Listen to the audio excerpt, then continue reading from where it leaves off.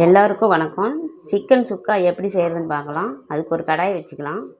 பட்டை, கிராம்பு, சோம்பு சேர்த்துக்கலாம். வரமிளகாய் சேர்த்துக்கலாம். தனியாக சேர்த்துக்கலாம். சீரகம், மிளகு சேர்த்துக்கலாம்.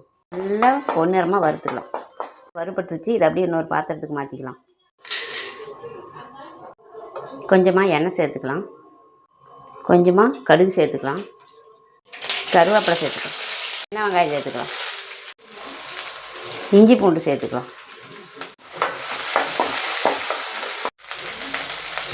சிக்கன் சேர்த்துக்கலாம். உப்பு சேர்த்துக்கலாம். மஞ்சள்தூள் சேர்த்துக்கலாம். கொஞ்சமாக விளக்கெண்ணெய் சேர்த்துக்கலாம்.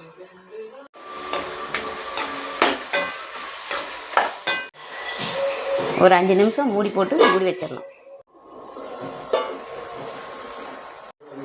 தண்ணி எதுவும் சேர்க்கலை, அதிலிருந்து வர தண்ணியே போதும். இப்போது வறுத்து அரைச்ச பொடி சேர்த்துக்கலாம்.